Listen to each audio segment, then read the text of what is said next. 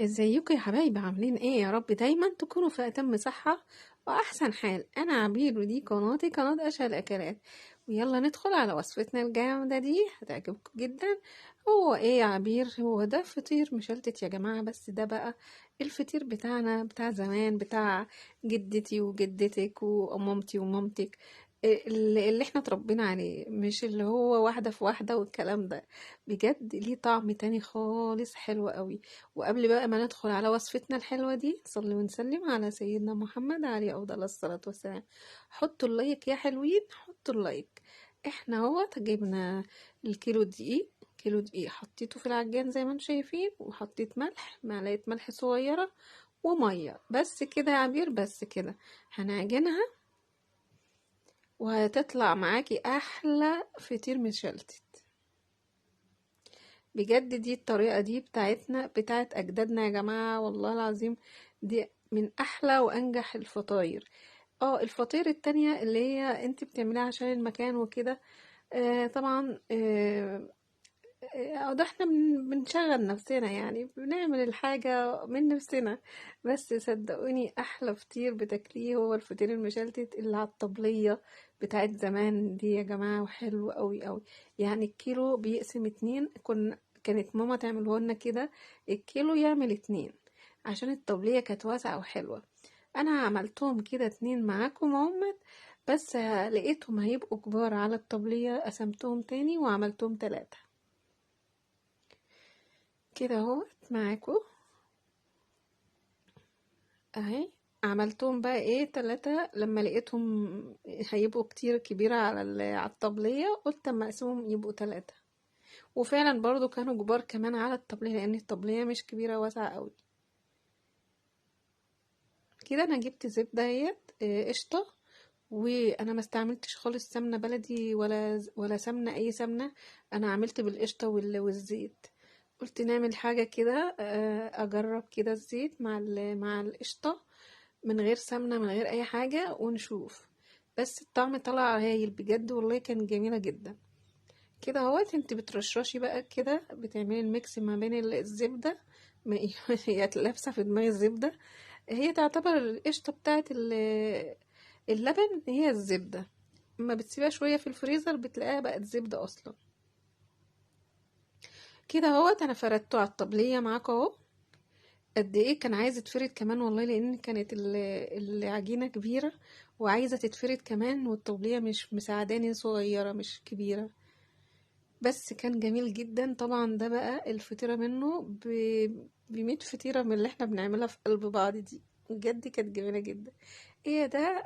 كان في حد عايز ياكلها محشية زي اللي بناكلها بره، بس هي عجبته جدا. كان جوزي عايزها، وقلت لا، ما طبعا ما اقدرش ازهله، اعمله طبعا. واحنا بنعمل الفطير كده، اعمل له واحده باللحمه المفرومه وبالفلفل والكلام ده. وكانت جميله جدا. بس انصحكم يا جماعه، الفطاير بالذات والبيتزا ما ينفعش تعملها في الفرن الحراري، لان الحاجات دي بتبقى عايزه نار عاليه قوي عشان ما تنشفش، وبتطلع على طول، يعني ما بتغيبش في الفرن كتير.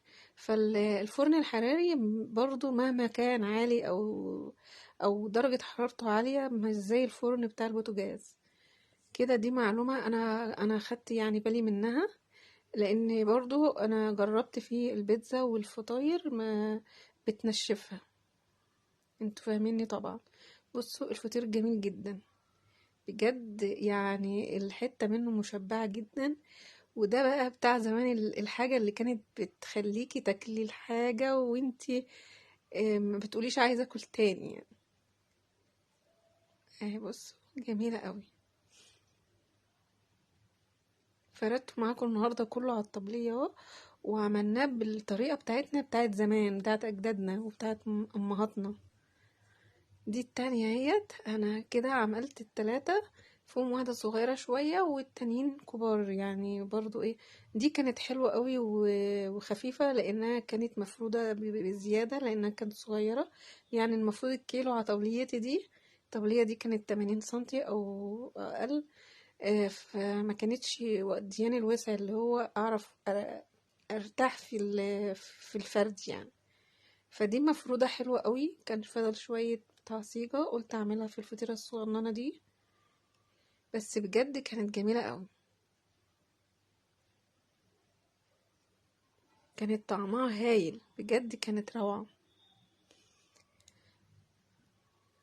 انتي عايزة تاكلي اللي كنت بتاكليه بره، اعمليه في بيتك والله زي الفل. يعني حتى لو انتي مش مطلعاه بنفس النتيجة بتاعت بره، والله كفاية ان انتي بتاكلي حاجة مضمونة، وحاجة انتي عارفة هي انت عاملاها ازاي. كده دي الفطيرة التالتة اهيت. احنا عملنا واحدة سادة واتنين محشيين. المحشي ده بقى براحتك انتي وبرغبة اللي عايز ياكلها، عايزاها باللحمة المفرومة، عايزاها بالجبن، عايزاها بالسكر والقرفة او بالعسل، اللي انت عايزاه يعني، حلو او حادق باللي انت عايزاه. بصوا جميلة جدا. بس صدقوني هي كانت برضه عايزة الفرن البوتاجاز، يعني مش كانتش عايزة الفرن الحراري. قد ايه كانت جميلة قوي. وطبعا قطعتها له زي المطاعم ما بنقعد وكنا بنطلبها، فقطعتها له زيها عشان يتخيل ان هو ايه في المطعم وهو بياكلها. وكانت حلوة جدا بجد والله، كانت لذيذة قوي. اتفضلوا بقى. بصوا الجمال، الجمال عدى الكلام. حلوة قوي. واحنا شطار يا جماعة، احنا يعني واحدة في مطبخها شاطرة، حابة مطبخها، بتحب تعمل كل حاجة بإيديها، والله هتطلعي كل حاجة حلوة. صدقوني اعملوا بس كده، وانوي ان انت تعملي الحاجة بتاعتك دي بحب، وانت هتطلعي كل حاجة جميلة. قد ايه حلوة اوي. حتى الحتة اللي يعني الجزء اللي مفيهوش وفاضي، انت بتاكليه من غير اي حاجة، طعمه لذيذة وحلوة جميلة جدا. طبعا انا حطيت له معاها زيتون علشان برضو لازم ناكله حاجة معاه يعني كده حادقة. دي بقى اللي هي كانت ايه، اللي هي المحشية تحت، واللي هي السادة فوق. طبعا انا حطيتها تحت المحشية عشان فيها بصل وكلام ده، ما تنزلش على اللي هي مش محشية. شوفوا القطعة منها بقى مشبعة جدا. بصوا اللقمة، الطبقات كتير ومشبعة وجميلة ومورقة زي الفل. والزيت مع القشطة يا جماعة طلع جميل جدا وهايل. وما تنسونوش بقى في دعوة حلوة، حطوا لايك وكومنت حلو زيكم كده، ومشاهدة للآخر أو لنص الفيديو. وأقول لكم باي باي ومع السلامة في رعاية الله وحفظه. باي باي.